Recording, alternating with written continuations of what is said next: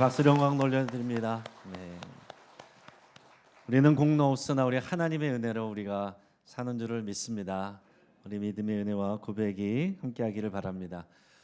오늘 우리가 읽은 본문을 통해서 아버지의 집 아버지의 나라라는 제목으로 우리 말씀의 은혜를 같이 나누겠습니다. 날씨가 너무 갑자기 추워졌죠. 네, 추운 날씨 속에서도 또 예배하기 위해 모이신 여러분들을 주의 이름으로 축복합니다. 잠깐 나가도 추운데 밖에서 일하는 분들은 얼마나 힘드실까 생각하면 또 짠한 마음이 듭니다. 그러나 그런 분들도 또 힘을 낼 수 있는 것은 일이 끝나고 나면 돌아갈 집이 있기 때문에 그렇습니다. 집에 돌아가면 또 사랑하는 가족들이 또 환대해주고 또 함께 식사를 하면서 격려해주고 오늘 하루 있었던 일에 공감해주고 들어주고 위로해주고 그러면 하루 동안 쌓였던 피로가 풀리고 내일을 살아갈 수 있는 힘을 또 얻게 되는 것이죠. 그러니까 여러분 집에 돌아갈 장소가 없는 돌아갈 집이 없는 분들은 더 불쌍한 분들이고 집은 있어도 사랑하는 가족이 없거나 또 가족들과 관계가 또 안 좋은 분들은 또 그런 힘을 얻을 수가 없는 겁니다. 여러분 행복은 멀리 있지 않은 겁니다. 행복은 사랑하는 가족과 한 상에 둘러앉아 함께 따뜻한 식사를 하면서 서로의 일상을 나눌 수 있고 격려할 수 있는 것 여러분 그것이 행복입니다. 더 나아가서 이 가족이 확대된 것이 나라입니다. 예로부터 나라의 임금을 백성의 어버이다 그랬습니다. 나라가 평안하고 또 임금이 어지러야 또한 백성이 행복한 겁니다. 최근에 뉴스를 통해서 참 너무 슬픈 소식을 들었는데요. 요즘에 러시아와 우크라이나가 전쟁 중에 있습니다. 그리고 북한군 병사들이 여기에 파견됐다는 그런 소식도 우리가 듣고 있습니다. 우크라이나의 발표에 따르면 북한군의 사상자가 최소 3,000명을 넘는다. 또 그렇게까지 얘기를 했습니다. 그런데 최근에 전쟁에서 사망한 북한군 병사의 시신에서 또 품에 보관하고 있던 구겨진 손편지가 공개됐습니다. 전하지 못한 그 품에 간직하고만 있던 편지에는 이렇게 적혀 있었습니다. 그리운 조선, 정다운 아버지 어머니의 품을 떠나 여기 러시아 땅에서 생일을 맞는 저의 가장 친근한 전우 동지인 송지면 동무가 건강하게 진정으로 바라며 생일 축하의 인사를 드립니다. 이런 글이 쓰여 있었습니다. 자, 그 처음 시작을 할 때 보면 함께 하고 있는 이 전우에 대한 그 애틋한 마음이 어떻게 표현되냐면 자신의 이 나라와 아버지가 어머니가 계신 그 집을 떠나 있는 이 동병상련의 그런 전우에 대한 마음이 녹아 있어요. 말도 통하지 않는 추운 나라에서 나라와 집을 떠나서 그렇게 죽어간 청년들을 생각하면 너무나도 마음이 아프고 슬픕니다. 여러분 북한 병사 입장에서 보면 러시아 군인이나 우크라이나 군인이나 다 똑같이 생겼습니다. 말도 통하지 않습니다. 그러다 보니까 서로 오인사격하는 아군끼리 오인사격하는 그런 사고도 빈발하고 있다고 합니다. 지금 북한은 이 북한군 파견 소식을 주민들에게도 그 부모들에게도 알리지 않고 있다고 합니다.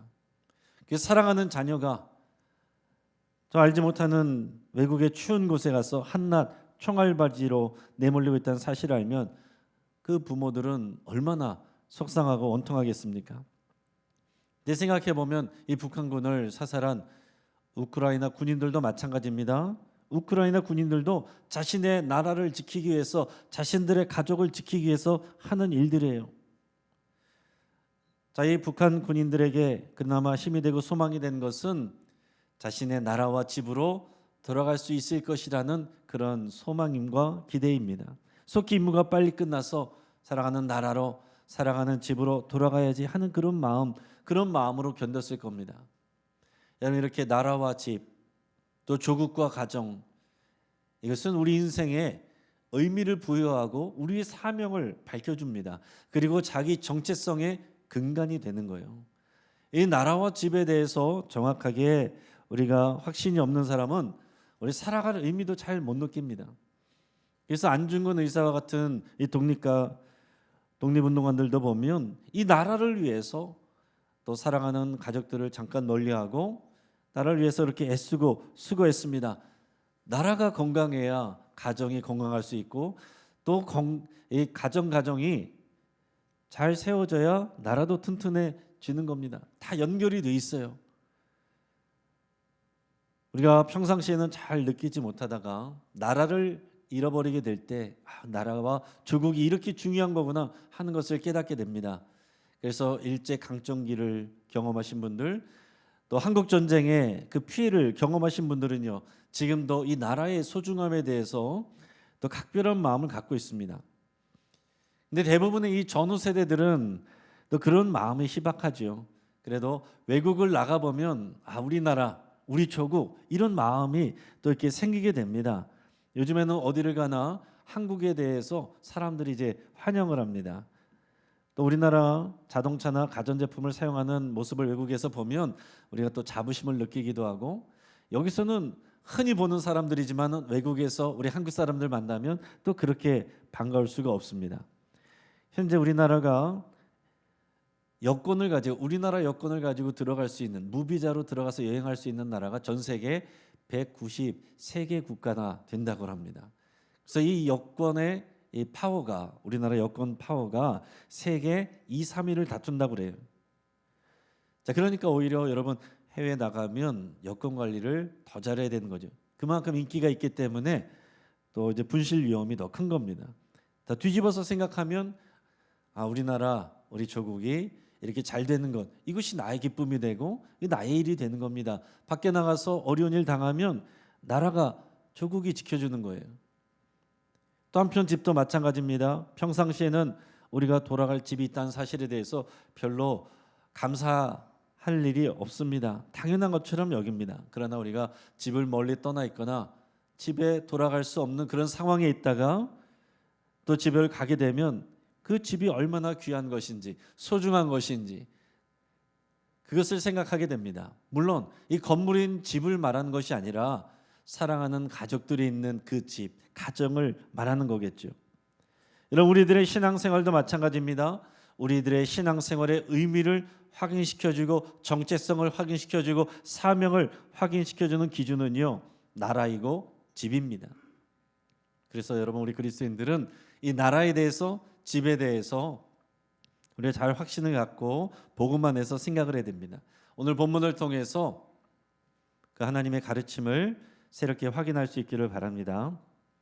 자, 지난 수요일은 우리 성탄절이었습니다. 그래서 전 세계가 기뻐하고 아기 예수가 탄생한 이야기를 사람들이 다 알고 있습니다. 자, 그런데 이 예수님이 그냥 갑자기 어른이 되는 게 아닙니다. 갑자기 그리스도로 오셔서 모든 것을 하는 게 아니라 아기로 오셔서 어린이로부터 청소년, 청년 이렇게 자라갑니다. 오늘 그래서 우리가 읽은 본문 말씀의 마지막에 보면 예수님은 지혜와 키가 자라가고 날마다 하나님과 사람들에게 더욱 사랑스러워 가셨다라고 그랬습니다. 자라가고 배워가고 하는 거예요. 예수님도 그런 과정을 밟아간 것처럼 우리들도 자라가는 겁니다. 나는 안 변해. 그러면 안 되는 거예요. 우리는 다 변해갑니다. 자라갑니다. 배워갑니다. 예수님도 그렇게 자라가셨는데 그 예수님의 자라가는 어린 시절에 대해서는 기록이 많지 않아요. 그래서 알려진 바가 많지 않고 성경에서도 여기 딱 우리가 읽은 오늘의 본문 말씀 여기에만 예수님의 어린 시절이 기록이 되어 있습니다. 그래서 아주 중요한 자료예요.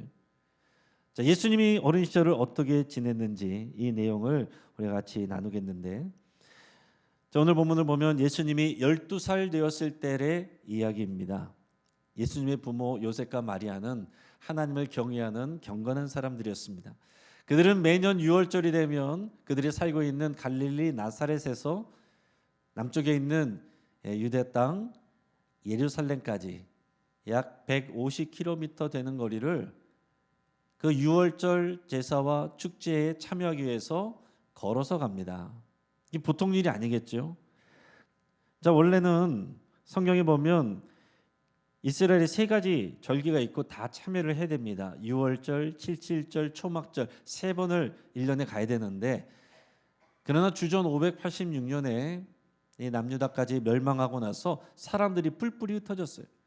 먼 곳에서 세 번씩이나 오는 것이 쉽지가 않았습니다. 그래서 사람들이 다 오지는 못하는데 최소한 유월절만큼이라도 사람들이 다 같이 모이려고 노력을 합니다. 그래서 요셉과 마리아도 이 가족들을 데리고 가게 됩니다.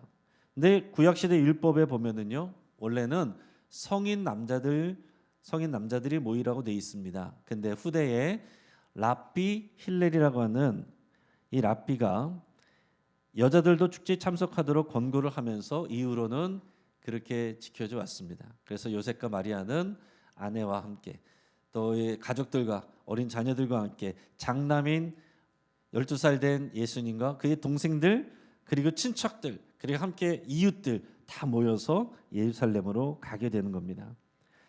자, 6월절 명절에는 무교절까지 이어져서 7일 동안 축제가 벌어집니다. 그리고 그 중에서 최소한 이틀 이상은 예루살렘에 머물러야 돼요. 그런 일정을 다 마치고 나서 이제 요셉과 마리아가 나사렛에 있는 집으로 다시 돌아가게 됩니다. 다시 돌아가기 위해서 하룻길을 갔다라고 그랬어요.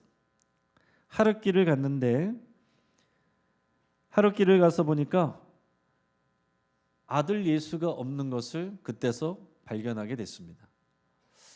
여러분, 우리가 그냥 읽으면 어떻게 그럴 수가 있나? 아들이 없는 것을 어떻게 모를 수가 있나 생각할 수 있지만 그럴 수가 있습니다. 충분히 가능한 일이에요. 6월절 명절이 되면 말씀드린 것처럼 전국 각지에서 다 모든 사람들이 예루살렘으로 옵니다. 뿐만 아니라 세계 여러 나라에 흩어져 있는 사람들도 디아스포라 교인들, 해외 교민들도 다 와서 여기에 참여합니다. 그러니까 엄청난 규모의 이 대규모 인파가 한꺼번에 같은 길을 이동하게 되는 거예요. 그러니까 굉장히 정신이 없습니다. 뿐만 아니라 딱 가족들만 가는 것이 아니고 친척들도 같이 가고요. 주변의 이웃 사람들도 같이 모여서 이동하게 됩니다. 150km를 왔다 갔다 해야 되는데 보통 일이 아니죠. 챙겨야 될 짐도 많고 해야 될 일들도 많습니다. 그런데 이렇게 먼 길을 가다 보면 자연스럽게 두 그룹으로 갈라지게 돼 있어요. 남자 그룹, 여자 그룹으로 갈라지게 됩니다. 자, 그래서 여자아이들은 당연히 여자 그룹에 섞여서 가겠지만 남자아이들 중에서 큰 남자아이들은 이제 남자 그룹에서 가게 되지만 어린 남자아이들은 보통 엄마를 따라서 여성 그룹에서 가기도 합니다. 그런데 예수님은 12살이에요. 약간 중간 정도 나이입니다. 남자 그룹에 껴서 갈 수도 있고 또 여자 그룹에 껴서 갈 수도 있는 그런 나이예요. 그러다 보니까 요셉은 보이지 않는 예수가 여자 그룹에 있겠거니 엄마랑 있겠거니 엄마 마리아는 아빠랑 있겠거니 그러면서 수많은 인파 속에서 정신없이 하룻길을 간 겁니다. 그러고 나서 모여서 정신 차리고 돌아보니까 예수가 없어요. 당황했습니다. 그래서 다시 온 길을 되돌아갑니다. 성경에 보면 여기까지 온 길이 하룻길이었다고 그랬는데 예루살렘까지 가는데 사흘길이 걸렸다라고 그랬어요. 왜 그랬을까요? 예루살렘에 있는지를 모르는 거예요. 지금 어디 있는지를 모르는 겁니다. 그러니까 예루살렘으로 온 길을 다시 돌아가면서 들린 곳마다 다시 곳곳이 샅샅이 찾아보면서 가다가 예루살렘까지 가는 거예요. 그 마음을 여러분 헤아려 보시기 바랍니다. 자식을 한번 잃어버려 본 그런 경험들이 한 번씩은 다들 있을 겁니다. 그때의 당황스러움, 두려움, 염려 그런 마음이 가득한 겁니다. 무슨 일이 생겼으면 어떡하나 별의별 상상이 다 들면서 불길한 마음으로 불안한 마음으로 또 자녀를 찾는 거예요. 그렇게 걱정하는 마음으로 올라가다 보니까 예루살렘 성전까지 갔습니다. 그런데 가서 보니까 거기에 아들 예수가 있는 거예요. 근데 놀라운 것은 아이가 혼자 있는 것이 아니라 율법을 가르치는 그 큰 선생들하고 같이 있는 겁니다. 거기다가 그 율법 선생들, 랍비들은요, 거기서 또 이 예수와 함께 얘기를 하는데 12살 된 예수님의 대답에 전문가들이 이 율법 선생들이 그 지혜와 대답을 듣고서 놀라워하고 있습니다. 예수님이 대답을 하기도 하고 질문도 하고 그러는데 그 수준이 보통이 아닌 거예요. 자, 그런데 생각지도 못한 이런 상황을 보고서 요셉과 마리아는 황당하기도 하고 놀랍기도 했습니다. 자, 그러면서 마리아가 예수님과 주고받은 대화를 잘 보시길 바랍니다. 우리 48절에서 50절까지 말씀을 같이 읽겠습니다. 그의 부모가 보고 놀라며 그의 어머니는 이르되 아이야 어찌하여 우리에게 이렇게 하였느냐 보라 내 아버지와 내가 근심하여 너를 찾았노라. 예수께서 이르시되 어찌하여 나를 찾으셨나이까 내가 내 아버지 집에 있어야 될 줄을 알지 못하셨나이까 하시니 그 부모가 그가 하신 말씀을 깨닫지 못하더라. 아멘. 자, 어머니 마리아는 보통의 엄마들처럼 책망하면서 말했습니다. 아이고 얘야 너 진짜 어쩌자고 우리한테 이러는 거야. 봐봐라 지금 아빠하고 엄마하고 너 찾으려고 얼마나 고생하면서 지금 이러고 다녔는지 알기나 하느냐. 그랬는데 어린 예수가 죄송하다고 그러는 게 아니라 당당한 표정으로 당연하다는 듯이 얘기를 하는데 어찌하여 나를 찾아 헤매셨습니까? 내가 아버지의 집에 있어야 될 줄을 모르셨습니까? 이렇게 얘기를 하는 거예요. 요즘 엄마 같으면 어땠을까? 이렇게 생각을 해보면은 요즘 말로 등짝 스매싱 각이었다 이렇게 생각이 됩니다. 등짝을 후려치면서 이게 뭔 소리야? 지금 너네 아버지 집은 나사렛에 있는데 여기가 무슨 너네 아버지의 집이냐? 시끄럽고 빨리 가자. 그랬을 것 같아요. 그런데 이것을 이해하지는 못했지만 그 어머니 마리아는 다 마음에 두었다라고 그랬습니다. 여러분 이게 무슨 뜻이겠습니까? 지금 육신의 아버지 요셉이 앞에 있는데 성전에서 여기가 내 아버지의 집입니다 그랬어요. 여러분 이것은 잘못하면 신성모독이 되는 말입니다. 하나님을 아버지라고 그랬어요. 오늘 누가복음서가 이 내용을 왜 썼을까 하는 것을 여러분 생각해 보시기 바랍니다. 이것은 이방인들에게 전하는 복음서인데 예수님은 참 하나님이시면서 동시에 참 인간이었다는 것을 보여주는 내용입니다. 자, 예수님은 그리고 또한 어릴 적부터 자신이 하나님의 아들이라는 것을 알고 계셨다는 거예요. 언제부터 그랬는가 하는 것은 우리가 알 수가 없습니다. 그런데 최소한 기록에 남아있는 이 12살 때 이미 예수님은 스스로가 하나님의 아들이고 그리스도라는 생각을 자각을 갖고 계셨다 하는 얘기입니다. 예수님은 이 땅에 오셔서 잘 먹고 잘 사는 성공한 인생 살려고 오신 게 아닙니다. 하나님의 아들로서 그리고 메시아로서 이 땅에 오셔서 하나님의 사명에 순종하려고 오셨습니다. 십자가에서 죽으려고 오셨다는 거예요. 자, 그러면 그렇다라고 해서 이런 자각을 갖고 있고 내가 하나님의 아들 그리스도구나 메시아구나 하는 것을 알고 계셨는데 성전에서 여기가 내 아버지의 집이요 라고 말했는데 그럼 그 다음에 어떻게 됐습니까? 예루살렘 성전에서 계속 사셨습니까? 사역을 하셨습니까? 그렇지 않아요. 엄마 아빠 손잡고 다시 집으로 갑니다. 누가복음 2장 51절 같이 읽어보겠습니다. 예수께서 함께 내려가사 나사렛에 이르러 순종하여 받드시더라. 그 어머니는 이 모든 말을 마음에 두니라. 아멘. 자, 예수님이 나사렛 집으로 돌아가서 순종하며 받드시더라 그랬습니다. 누구를 순종하며 받들었다는 얘기예요? 부모님이요. 육신의 부모님이요. 나사렛에 있는 집에 가서 육신의 부모님을 받들고 순종했다고요. 부모님의 말에 잘 순종하고 효도했다는 얘기예요. 아버지 요셉은 목수였습니다. 장남인 예수님도 아버지를 도와서 목수 일을 하는 거예요. 최소한 이 12살 때 그 일부터 30세가 돼서 비로소 공생의 사역을 시작할 때까지 최소 18년 동안은 아버지 일을 도와서 목수 일을 하셨던 거죠. 그리고 그 중간에 아버지가 돌아가신 것 같아요. 아버지 요셉이 돌아가신 것 같습니다. 그때부터는 이 아들 예수가 장남으로서 목수 일을 하며 이 가정을 돌보는 겁니다. 가게의 살림을 돌보고 동생들을 돌보는 거예요. 자기의 이 땅의 아버지의 집을 돌보는 겁니다. 소홀하지 않았어요. 자, 다시 말해서 예수님은 이 땅의 아버지의 집 사랑하고 섬기셨고요. 또 하늘 아버지의 집 사랑하고 섬기셨습니다. 다른 유대 가정들처럼 예수님 어릴 적부터 할례를 받고 율법을 배우고 또 가정 예배 드리고 또 부모님이 시키는 심부름도 하고 집안일도 감당했습니다. 하나님의 아들이요 그리스도라고 해서 이것을 간과하지 않으셨다 하는 얘기입니다. 이 땅의 아버지의 집과 하늘의 아버지의 집을 다 사랑하시고 다 잘 섬겼다 하는 거죠. 여러분, 이게 중요한 겁니다. 잘 기억하십시오.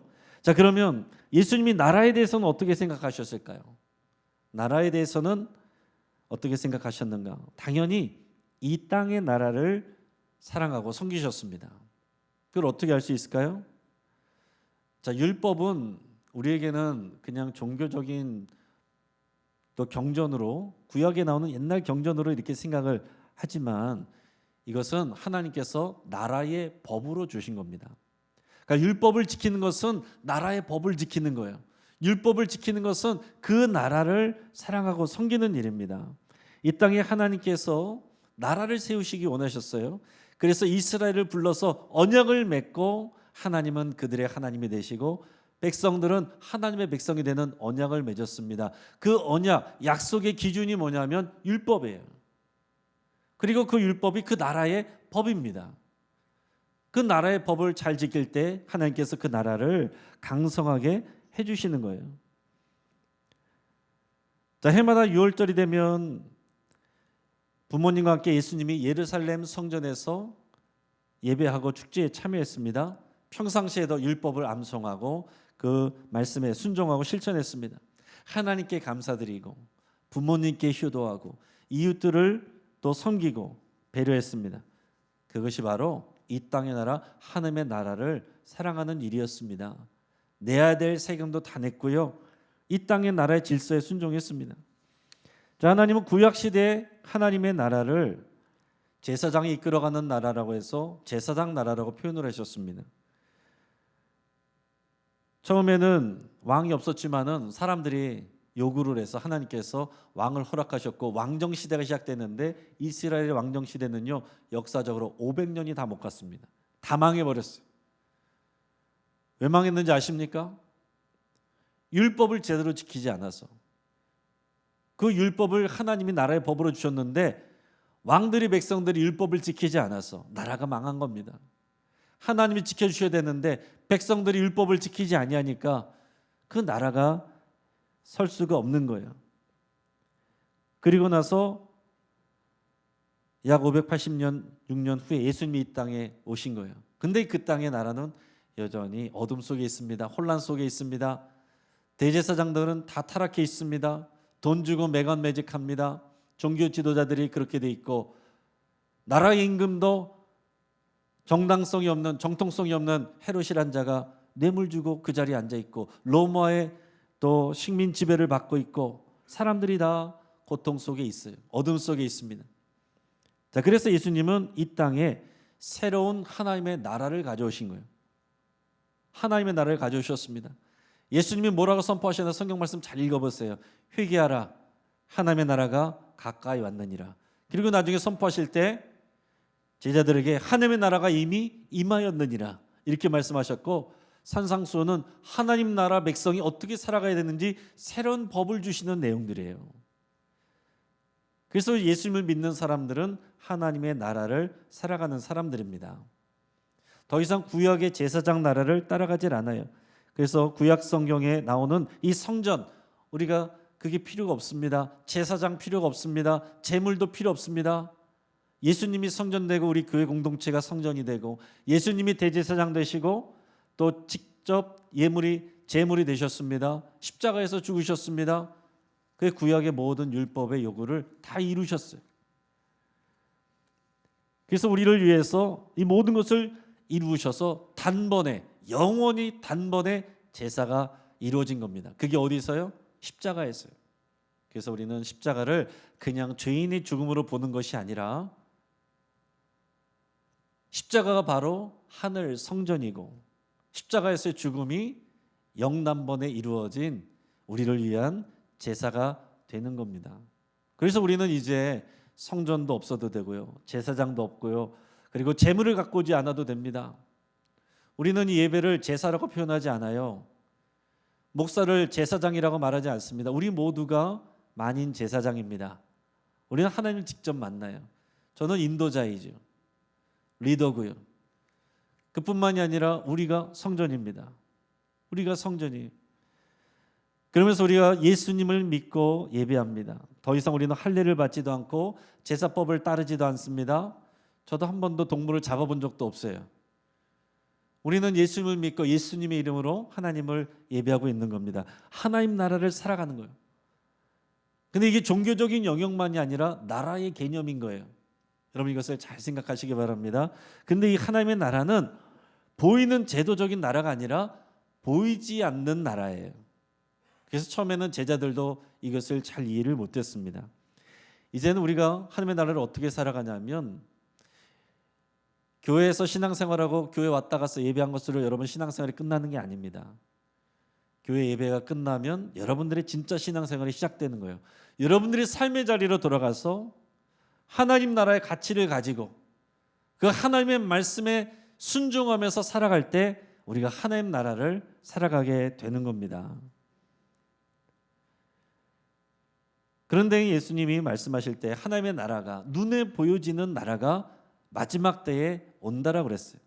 그거를 가르쳐 줬습니다. 그래서 예수님이 제자들에게 기도를 가르쳐 주실 때 뭐라고 기도하라고 그랬냐면 아버지의 나라가 오게 하시며 이렇게 기도하게 하셨죠. 그렇죠? 오늘 예배할 때도 우리가 주기도문을 하면서 우리가 이렇게 매주 기도하고 있습니다. 아버지의 나라가 오게 하시며 아버지의 나라가 올 것을 기다리는 거예요. 우리가 매번 이렇게 기도하면서도 이게 무슨 의미인지 모르면 안 되겠죠. 지금은 보이지 않는 하나님의 나라를 살아가는데 마지막 때는 하나님의 나라가 이 땅 가운데 임한다는 거예요. 그래서 여러분 그때가 오기 전에 죽으면 우리는 죽어서 천국 가지만 마지막 때는 그 나라가 이 땅에 임하게 되는 겁니다. 그때까지 우리가 이 땅에서의 눈에 보이는 이 땅의 나라에서 건강한 시민으로 살아가면서 동시에 하나님 나라 시민으로 살아가는 거예요. 그게 신앙생활입니다. 자, 말씀을 이제 정리해 보겠습니다. 자, 예수님은 집과 나라를 다 소중히 여기셨고 잘 섬기셨습니다. 근데 이 집과 나라는 두 차원이 있다라고 그랬어요. 이 땅의 것이 있고 하늘에 속한 것이 있습니다. 이 땅의 집이 있고 하늘에 속한 집이 있습니다. 이 땅의 나라가 있고 하늘에 속한 나라가 있는 거예요. 우리가 이 네 가지 개념을 어느 하나도 소홀히 해서는 안 됩니다. 자, 예수님이 이 땅에 아버지 집을 사랑하셨습니다. 그래서 부모에게 잘 배우고 효도했습니다. 집을 돌봤습니다. 십자가에 달려 죽으실 때조차도 그 고통스러움 속에서도 자기의 육신의 어머니 마리아를 제자 요한에게 부탁하셨어요. 그래서 우리는 그리스도인들은 이 땅의 집인 가정을 사랑하고 섬겨야 됩니다. 하나님이 일한다고 가정을 등한시하는 건 믿음이 아니에요.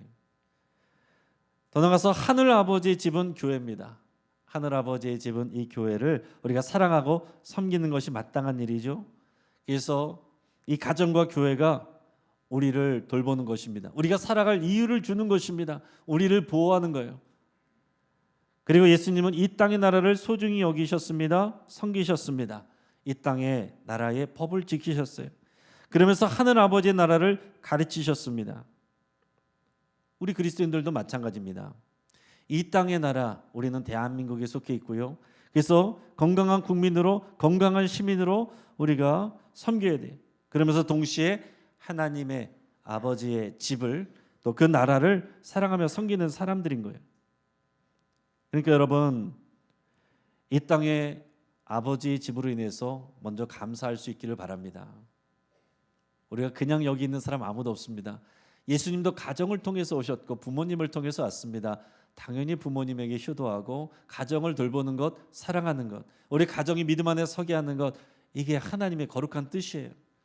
또 하늘 아버지의 집인 교회를 사랑하시고 잘 섬기시기를 바랍니다.